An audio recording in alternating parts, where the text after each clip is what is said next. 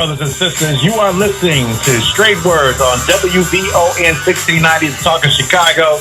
Go to our website, find out more about the show, and you can hear some of the content that we produce on the show every week here on demand, topics that you may have missed at straightwords.com, straightwords.com. Go to our website and support us. All our information is on the website. You can support us. Our Cash App is $ Straight Words, $ Straight Words on Cash App. Our Zelle is 312-480-9775. That's 312-480-9775. And on PayPal, it is straightwords, 4 at gmail.com. Once again, we thank you for every dollar that you donate to help this program stay on. We've been on a year strong, and we want to keep going on into 2025 with your help. So please continue to give the Straight Words. Brother Naba'a Richard Muhammad is on fire. Brother James G is on fire tonight. And we got some good topics and conversation. Hey, join us real quick, brothers and sisters. 773-591-1690, 773-591-1690 on WVON. Yeah, Brother BJ, I wanted to, real quick, because I know we got callers. We coming to you. I need about 1 minute.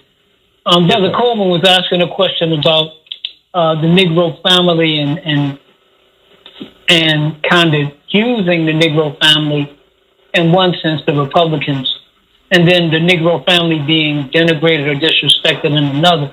So I think you got two things going on, Brother Coleman. I think one, you have a language situation, right? So the Honorable Elijah Muhammad said we were the so-called American Negro. And he said that the word Negro, when applied to us, it wasn't negro coming out of the Spanish, but it was necro coming out of the Latin, meaning dead. So we were the so-called American Negro because our enslavers and the wise among them knew that we were a mentally, spiritually dead people that would one day be mentally, spiritually, morally resurrected. And I think over time, we picked up different terms to identify ourselves. Colored, African-American, Afro-American, Black. So that's one. I think some of us today we're reaching back to the Negro family or so-called American Negro to distinguish ourselves from other Black people who have come to this country. Right. And we're trying to distinguish ourselves as we fight for reparations. So we're trying to define ourselves as those who are the descendants of those of us who have been slaves in America. And I think for many of the Black Republicans, and they don't even have to really be Black Republicans. I don't want to kind of pigeonhole nobody.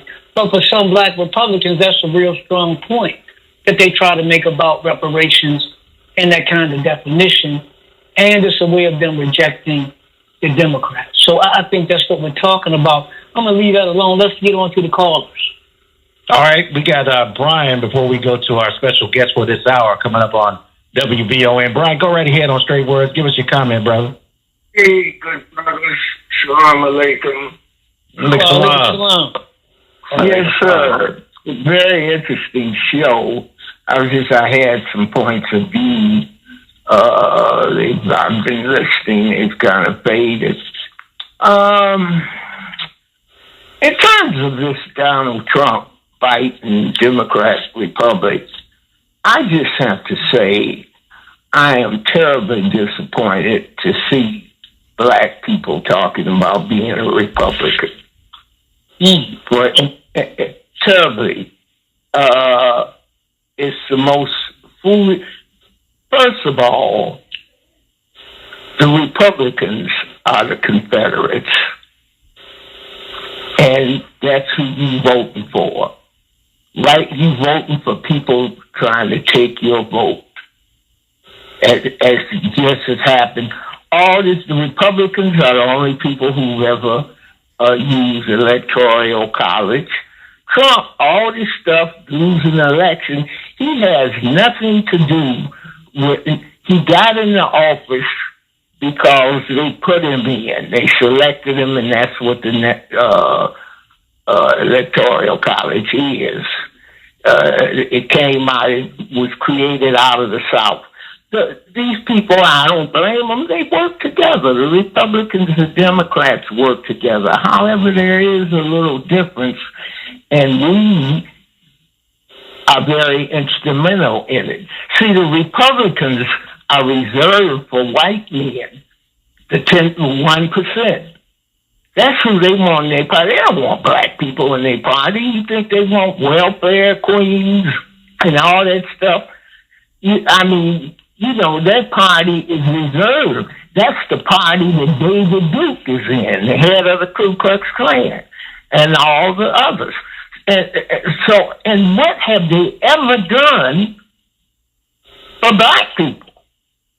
Now, on the other hand, you got the Democratic Party, and this should wise black people up. I was surprised when Obama was in office that we weren't grooming somebody. I remember that little boy that used to dress like him. That we weren't grooming. See, our stuff is down. I say to people all the time, people don't know, you said it earlier that this is a world situation. Quite so, what's going on in Gaza, I see going on here with us. Go ahead. Yeah, I mean, it's a preview of what can happen to us, and we're totally oblivious to it. All that's been going on. And when we talk about the kids, it's a misnomer. See, the kids are scapegoat. They are a result. They are a result of us. We are the problem. See, you can't change a result unless you change the problem. 2 and 2 is 4. That's the kids, the result. The problem is 2 and 2. You can't change 4 unless you change the problem.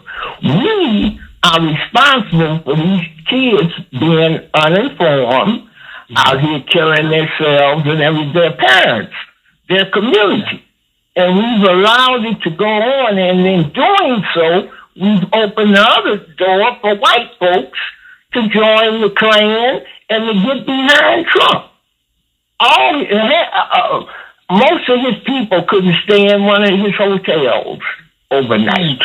I was talking to a brother the other night in a cab, driving me in the cab. He's talking that Republican stuff. I said, my brother, everything you say is a lie. That's the only way that you can sanction Trump. He went to lie. And the Republicans, basically, they're the Confederates, and they don't want you to vote. So, without that, there's all other things convoluted up in it. And this is show us the Democrats are failing us immensely. And this immigration thing, believe me, is bipartisan. This just ain't Democrats. Anything that has to do with us is they got together and dismantled Reconstruction in New York. That was Democrats and Republicans. They worked together. When the lights go down, they go to the same restaurants, deal with the same ladies. What's her name? Stormy. Trump has the only cat she's on with. But I'm just saying, he's an abomination. And in Courtney, think about his origin.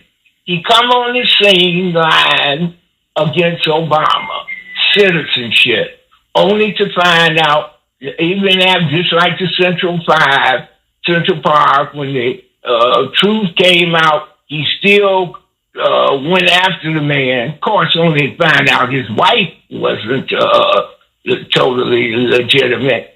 I mean, he's just an abomination in everything he says. He's the criminal. He talks about himself. And I think that we really, here's my last point. I think that the sisters need to get together, and I say this, the sisters, because as the sister said earlier, who called in, we got Kamala up in there. I think these sisters need to get on this sister and write her a petition and lay some real stuff on her. See, in my point, she's failed. Right. And here's why. Make your last point, Brother Brown. We got a guest. I'm just saying, I think there should be a petition of all black women. It's important to petition Kamala to step up to the plate and to make certain points that is our concern. That's all I want to say, my brother. Good show, and thank you for letting me bring you in.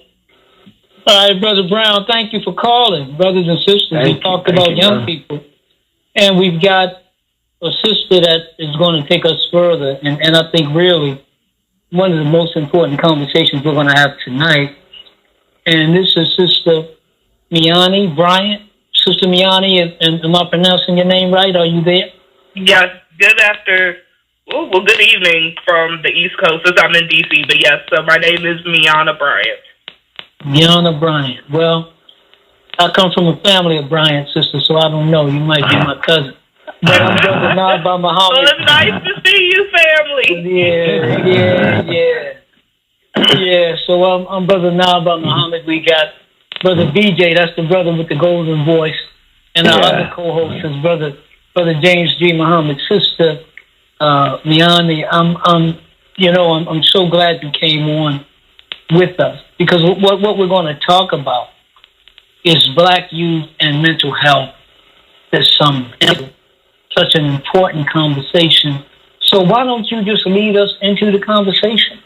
Black youth and mental health this summer. What's happening with it? What should we be doing? And tell us where you're from and how people can follow. Yeah, our background, yeah. Yes, so, well, first of all, thank you very much for having me. I'm very excited to be here. So my name is Miana Bryant. I am a Howard University graduate. I'm based in Washington, D.C., and I am a licensed therapist. So right now I work heavily with at-risk youth that are in Washington, D.C. I work very closely with different youth coming out of PG County, Maryland.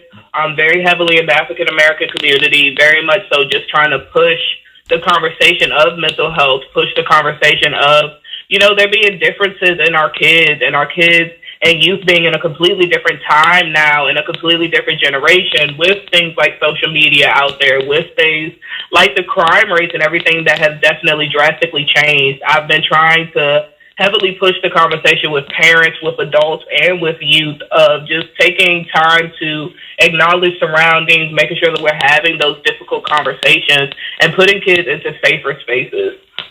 Definitely love the opportunity to speak about youth, especially our black youth this summer. With the summer coming up, we know it's kind of definitely on the ending remnants of COVID. So this summer is a lot of kids that over the past 3 summers haven't really been able to get out or have a lot of access to things, and a lot of kids who throughout the school year may have been struggling with academic stuff or struggling with things in their own lives, definitely having the chance to now be in more unstructured environments, which for some can be great and really lead into a lot of positive things, but for others, being in that unstructured environment for 2 or 3 months can lead into definitely getting into the wrong crowds, falling behind the wrong people, even not necessarily to their own fault, ending up in difficult spaces, ending up at the wrong family member's house, or just being in difficult spots since they don't have school or they don't have their regular extracurricular activities. So this was definitely a great opportunity, and I thoroughly appreciate what you all are doing on this platform of just giving people the opportunity to talk about how their youth are doing or how the youth are doing in general across the country. I know here in D.C., our crime rates have been exuberant with the amount of youth and the amount of juveniles, especially between the ages of 13, 14, and 15, just engaging in a lot of negative behaviors due to a lack of guidance, a lack of structure, and just a lack of all-around care and well-being. So this summer is definitely very big on getting kids and getting youth into safe environments, getting them into safe programming to be able to avoid some of the negative things that may be out there on social media or even just in their own neighborhoods. How do we determine if a program or a space is a safe one? So determining if the program is safe or the safe one, first is I will say it is all definitely, it can all be subjective. Nobody knows truly what lies under the surface, but definitely a big part of it is to try to be to try to go into as much prevention as possible. So vetting places, seeing places, even if it's just a summer camp or a child care space, or their child saying, oh, they're going to a friend's house, going to those places with them, seeing those places, knowing who is actually going to be there, seeing if there are activities already planned. Are they just going to be playing video games? Are they going somewhere? But definitely putting yourself into your child's shoes with all they are going to have access to, and trying to eliminate or at least lessen the opportunity for them to be able to interact with or be influenced by negative outliers. Yeah, you said something, sister, that I really hadn't thought about, but I guess for the last 3 or 4 years we've been dealing with COVID, and we've kind of been on a lockdown. So if I was 13 when that started, and now I'm 16, and I finally, may have the opportunity to get out and explore. But I guess, so how important is it for the adults and the community and the organizations and the institutions to work to offer some kind of structured activity that in some way will be more healthy and hopefully safer for our children over the summer? How do we do that? How do we encourage that? It's definitely getting the resources out there, getting the word out there. Unfortunately, a lot of bigger organizations and a lot of places do not necessarily offer things of that nature, just solely because they don't understand the need or understand the community that's around them or understand the amount of people that would be willing to actually join. Also, making it appealing. To be very honest, you're not going to get a lot of kids in the community that want to come out to a reading camp, or that want to come, not saying that they won't, but you want to make it appealing. You want to make it targeted towards a very specific audience, and you want to make it a space where they would want to come. They're spending a very large amount of their time outside of the summer in spaces, in school, in a lot of activities where they're kind of forced in a way. They're not necessarily given the autonomy to be able to choose.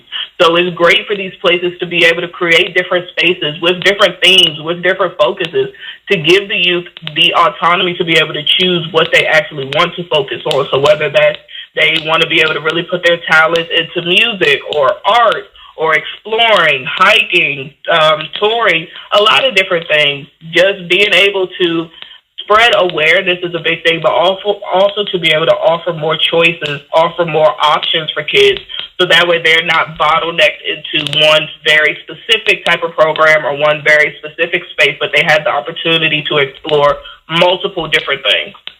Mm-hmm.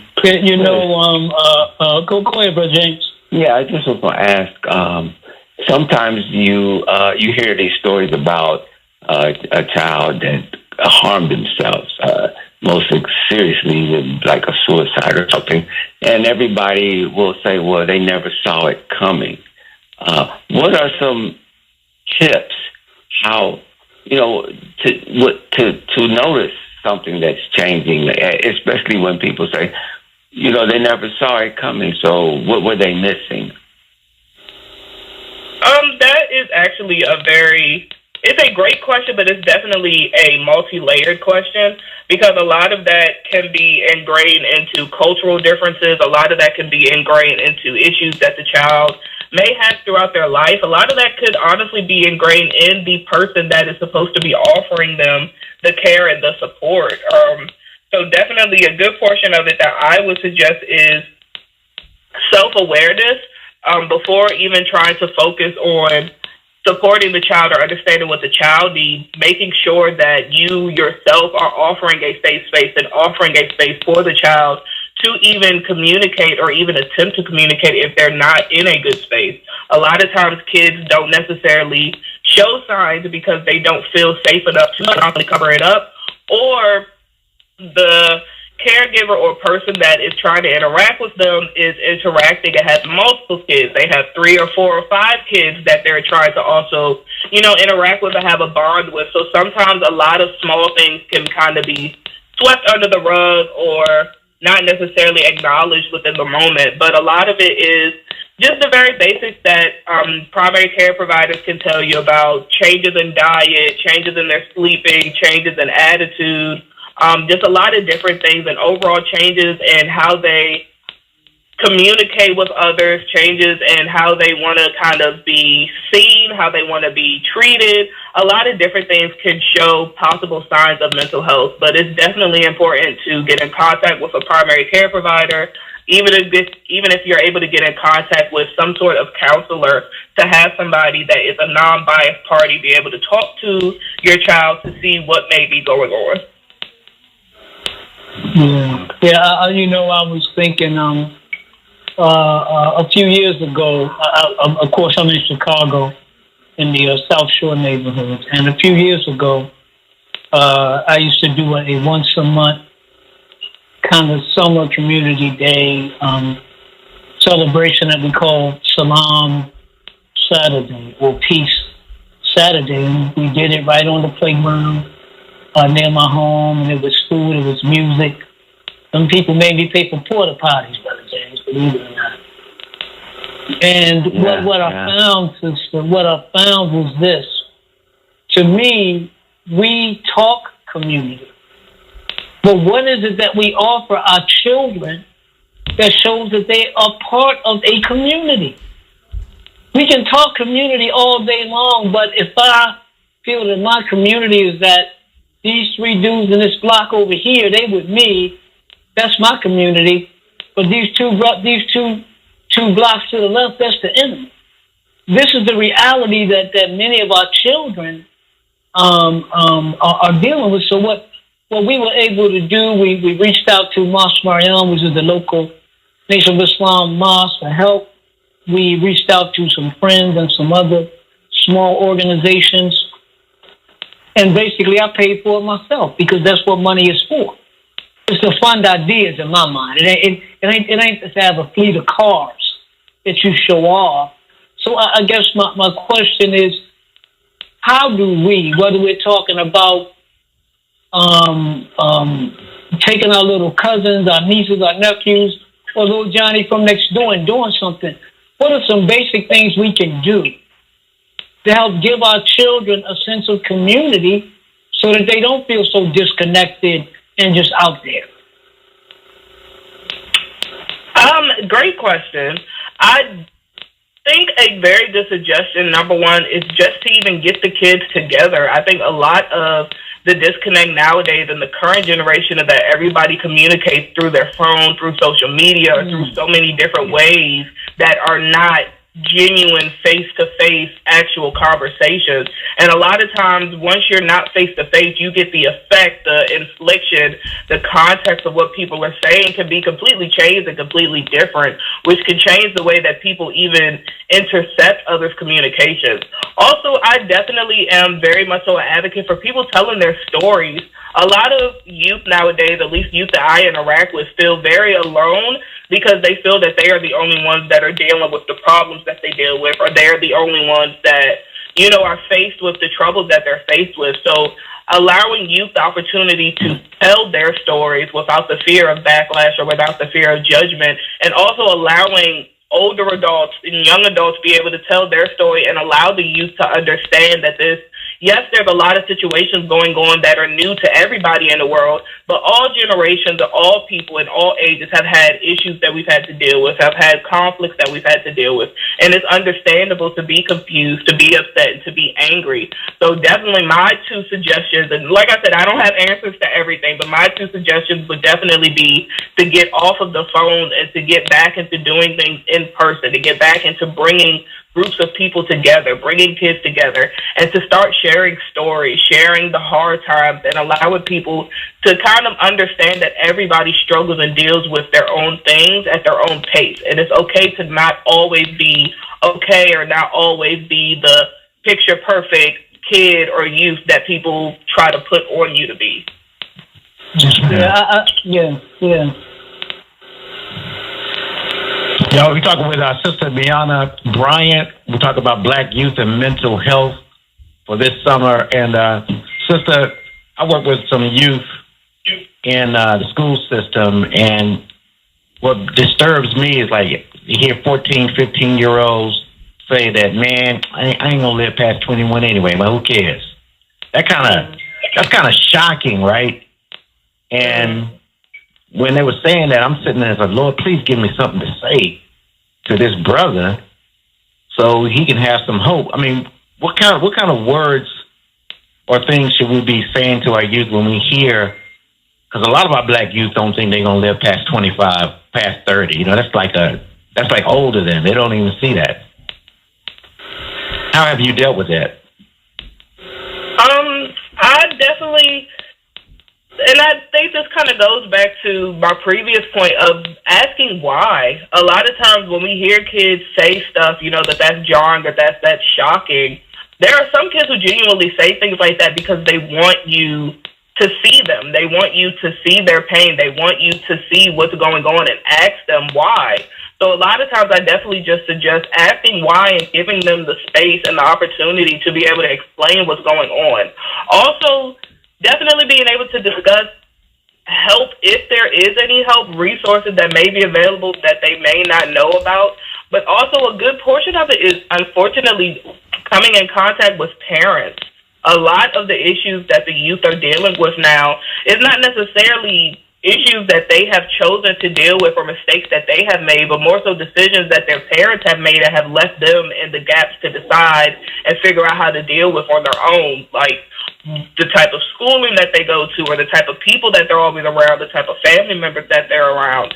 So a lot of times it's not even really the child. The child is forced to handle and try to make decisions and try to move in a world that they were placed in that not only do they not understand, it's not safe. And they don't know the right way. They don't know what the correct way to handle things is. So it's definitely giving them the space to express how they feel and seeing if they know the resources that are available, if there are any, and if they're not, finding organizations, finding community supporters, and finding different institutions that are able to offer the things that are truly needed. Yeah, you know, sister, we're talking about, and if you don't mind, we'd like to take a caller in a second. We're talking about disconnection among youth, but I'll say this. We need to stop being so disconnected as adults. We need to stop being so disconnected as adults, disconnected from one another, disconnected from family. Right. Where we can't, I'm sorry, I know Black folk got money problems. But man, we find money to do everything we want to do. We find money for it. We find the money. We give up whatever we got to give up. I'm just saying, when you look at our spending patterns, and I'm talking about how much we spend as a consumer group of people. I'm not talking about nothing that I'm making up in my mind.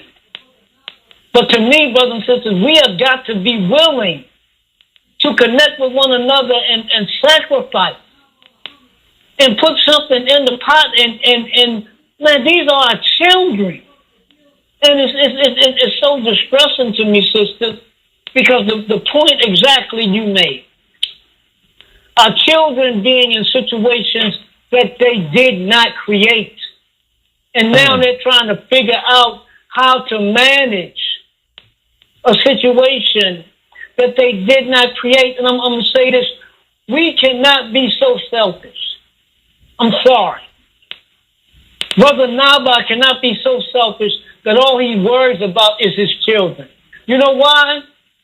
Because Brother Naba'a can do everything that he can to try to build an environment for his children. But Brother Naba''s children got to go out into a world, into a neighborhood. So it's in Naba'a Muhammad's best interest to not only work to serve his children, but to work to build his neighborhood and his community. Let's go through the caller, man. I'm getting all heated over here. Yes, sir. It's good stuff. You're on WVON, Sister Tawan. Welcome to Straight Words. Go ahead and talk to our sister, our special guest, talking about mental health with Black youth. Yes, sir. I sound like a sister. I'm speaking on so many levels because I've been a nurse case manager been a nurse for 50 years and a nurse case manager for many of that in everywhere God's people are, whether it was prison, detention centers for young people, in public health, in infectious diseases, in public health, in adolescent clinics, and all kinds of things. But I always case managing, trying to help people get the services, even working the Birth to 8 program that Mary Berry had. I was the only nurse he had for many years that went to see people to try to get people viable services. And I know that that's the problem. And a lot of times, and I can speak to it on so many levels, not just because of my professional life, but my personal life, having a family member that has dealt with mental health issues from early teenage years, and has gone through so much, attempted suicides, all kinds of things.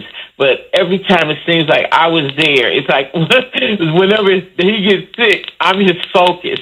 And right now I'm trying to help a young woman who I took care of her from the age of 3 weeks to 4 years. And then she was separated from me by her mother. But she's in prison now. And everybody deserted her. But what I keep trying to tell her family is, she came from a system of neglect, and it's just a cycle. We have to look at the cycle of life that people go through, and I'm her primary contact while she's been in prison for a very serious crime, but trying to help her through because I know that she was going through a mental crisis when all of these things were going on. She was already in a mental crisis. Just listening to her and know what her life was. And I just say, and then having a family member that recently I was trying to get some help for, and, as Sister D said, call the primary cares. And I'll be honest, the primary cares have no idea where to refer people to. And in the psychiatric system, right here in D.C., I know just trying to get a one-to-one assessment, psychiatric assessment, is almost impossible. So, and we're talking about for adults, and the last thing I was trying to get was just for the adult who was trying to get just a general psychological assessment because she was trying to get a heart transplant. So she had a general. But so when I asked, well, where do the people go that really need? They don't even have one-to-one in most of the places now to get a one-to-one assessment, one-to-one treatment, one-to-one care, therapy. So where do we take our children? Who do we call? I just want to know, what is that number? What is that office, government office, city office, or whatever it is that is the place where we go that we can plug into to find out where these services are in the city? Because, like I said, as a case manager for years and years and years, I found things from walking in the neighborhoods and knocking on doors and looking at this sign and stopping and pulling in a parking lot and say, what are you offering? And had made up a little book myself. So I just wanted to ask the sister, I'm sorry if I took too long, but I wanted to ask the sister, dealing with all of those things, where do we get the services? How do we attain those services for our children? All right. Go right ahead, Sister Miana. Yeah, y'all in the same city, so I know we got an answer to that question. Yeah, so first of all, thank you very much for putting a voice behind that, because I do agree that we currently live in a society, especially when it comes to mental health, where people say, go to this service, and then when you go, there's a wait list, or it's booked, or it's not available. And unfortunately, especially when it comes to the African American community, because a large amount of mental health support and mental health practices take private insurance, take very expensive insurance, or they don't take any insurance, and everything is out of pocket, which makes it even more unrealistic and unreachable for a lot of the community. So I definitely appreciate your question, and I completely feel your sentiments. My suggestion, very loosely, and I know it may not be super helpful, but would definitely be the D.C. Department of Behavioral Health. If not behavioral health, then the next step would probably be to go outside of D.C., and a lot of the resources that are really available when it comes to mental health are based up more so in Montgomery County or Prince George's County. I know there's Shepherd Pratt in Baltimore. I know MedStar has a lot of different mental health facilities. So I will say there are a good amount of facilities and a good amount of resources that are available, but there are also a lot of barriers that make it a lot more difficult for our community to have access to it, which is the entire reason of, the organization that I'm a part of, and why beautiful people like you become caseworkers, is so we can push the conversation and push the need for the resources and for people to get help, because we shouldn't have the situation that we have now, and the question that you have of, well, there's a situation and what do I do? Where do I go?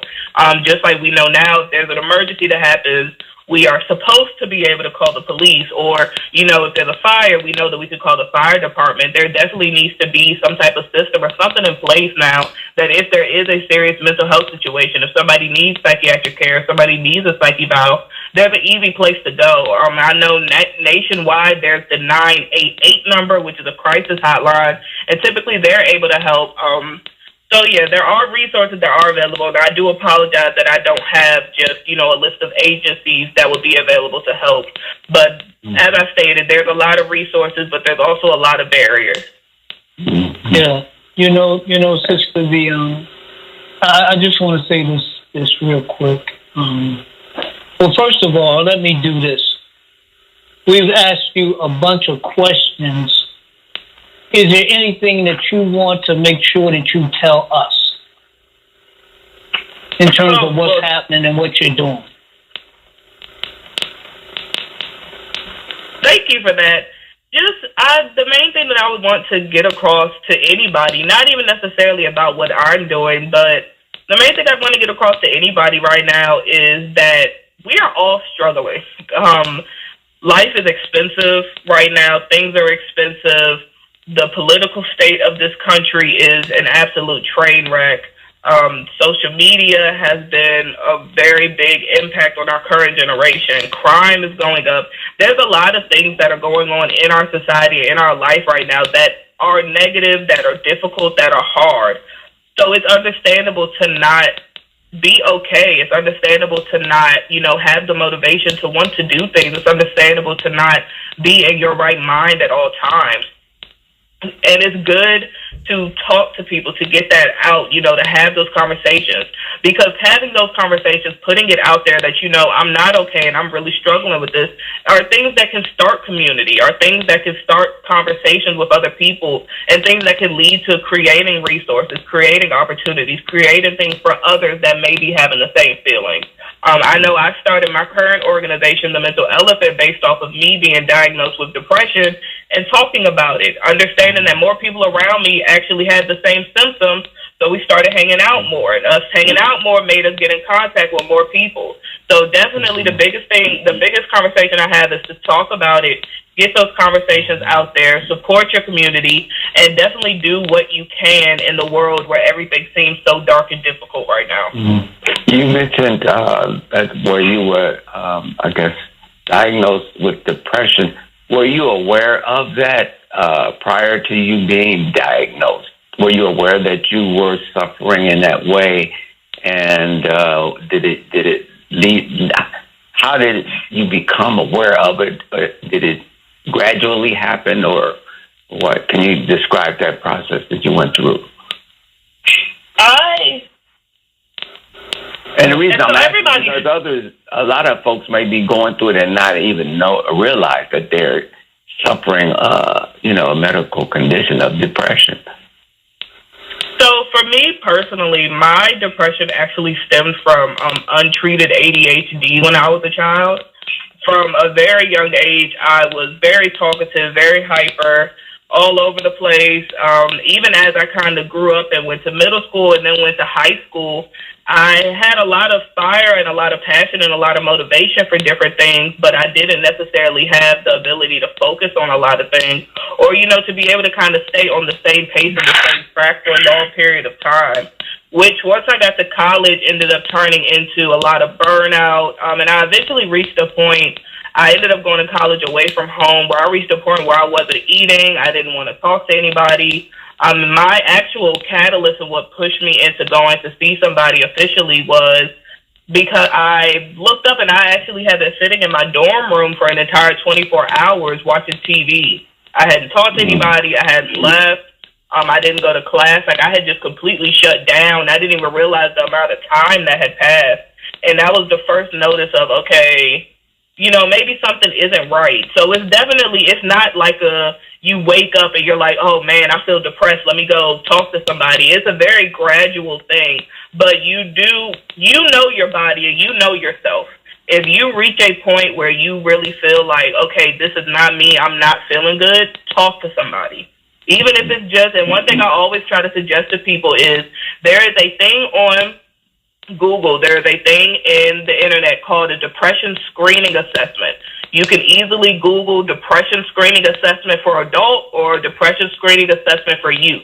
It is something that you could take at home. It's typically between 5 to 9 questions.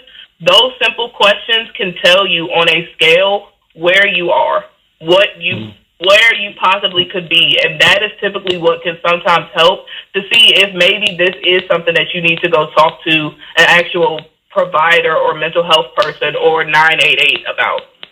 Mm-hmm. What's the name of that? It's a depression screening assessment. Okay. All right, let's bring Art into the conversation. We're talking with our sister, Miani Bryant. Let's bring Art in. Hey, good evening, young people. First of all, I love the conversation because it's talking about family, it's talking about codes of conduct and family value system. Some of the solutions we already currently have, we have churches and mosques. If each church and mosque take up 2 to 3 different forms of trade, whether it's STEM, carpentry, plumbing, electrical, arts, film, music, and provide these services in their facility and have the city pay for transportation where the young people can get on any city bus and set the facilities that's already existing. You set them in a close area where the young people can go back and forth to the facilities and see what these things that are being offered for free to them to inspire their mind, to build their creativity. And when the brother said that a brother don't feel he's going to live to 21, the answer was he didn't see what he can live for. So some of these services were in our mosques and churches and all of these I call hobby shops and things of that nature to impact on the young people's mind, because sports and different things, if they were able to get back and forth, and our churches and mosques provided these services, and then the city's always talking about stopping crime and all this stuff, and provide the transportation for free, provide food for free. These young people will get involved in these young men that say, hey, I don't have nothing to live for. He may go over to a program to teach him how to be carpentry or plumbing or something in medicine. You have these small little introduction programs, and this is one of the ways that you can get our young people involved and get their minds off of that, and they'll put their minds on something that's more interested in than running the street. See, it's on us to do so, because we have the facility. Besides spending our money going to a march and spending $1,000, we can take that $8-10 million we got together and put these programs in our own and build our own communities. And I'll leave it there. And I end what now, black people. All right. Thank you, Brother Art. So, brothers and sisters, we got about, Sister Miani, we got about 7 minutes. I want to kind of say something real quick, and then, Sister, the rest of the time is yours. Brothers and sisters, we got to do something. We got to do something, even if it's you taking your children, some of the neighborhood children, or hooking up with another parent on the block and doing something on the block, or just taking the children somewhere where they can just enjoy. You know, one of the things when we were doing this Salam Saturday thing a few years ago, and you made me think, sister, this was for the explosion of cell phones. So cell phones wasn't a thing like that when I was doing this, which made a difference. But one of the things that a young man's mother came up to me, and she said, "Well, your brother Muhammad?" I said, "Yeah." She said, "Well, you know, my son told me that you talked to him." And what you just said about talking to our young people, letting them know that we all struggle, letting them know that, you know, when you're coming up, it's natural for young people to struggle, and the world is crazy as it is today. It's definitely a struggle. So, Sister Miani, we're going to give you the last 5 minutes. It's all yours. You can tell us how to get in touch with you and share any additional information you want to share. Yes. Well, again, thank you so much for allowing me to come on. So if anybody wants to get in touch or learn more information or just be a part, so my organization is The Mental Elephant, based on the elephant in the room. Me and my beloved mother definitely wanted to name the organization after not only the elephant in the room, but the elephant being known for being the matriarch, being strength, and being the leader of the pack. And definitely being able to function in a community, function in a herd environment, and function as a family and as a unit. So The Mental Elephant, you can find us at thementalelephant.com. All of our social media is at Mental Elephant. We do monthly newsletters that anybody can sign up for with great resources. We also have a resource bank on our website that is filled with different PDFs and activities and websites based on depression and anxiety and a lot of different mental health issues.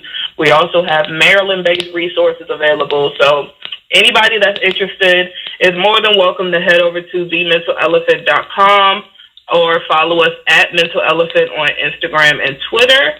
If you want to find me personally, my name is Miana Bryant. You can Google, and everything that I've done and all of these amazing opportunities that I've had will be available. But I definitely want to say thank you, everybody that is tuned in. Thank you so much for this opportunity, and thank you for this conversation. I definitely think these are conversations that need to be had on all airwaves, getting people to understand the need, getting people to understand the space that the youth is in right now, the mental capacity that we're currently dealing with, and trying to get in front of it, especially with, you know, the pandemic, with the way literacy rates are currently looking, with the way that crime is looking, and just everything that's happening right now. These conversations are definitely helpful in pushing the narrative that, you know, we need to be a community, we need to come together, but we also need to make sure that we're doing it the right way, that we have good resources in place, and that we are supporting the entire family, not just focusing on the youth. A lot of what the youth are doing and a lot of the behaviors that we see youth engage in are they're copying from parents. They're copying from things that they've been exposed to, or they're showing things that their parents have shown are okay. So definitely offering resources and supporting the youth, but understanding that it is the entire family, it's the entire community, it's the entire situation as a whole that definitely needs support, that needs awareness, and that needs guidance. So yeah, that's it from me. Thank you guys so much. And again, you can follow me at The Mental Elephant. All right, well, sister, thank you for calling. We'll have to stay in touch. We'll have to figure out a time to bring you back and extend the conversation.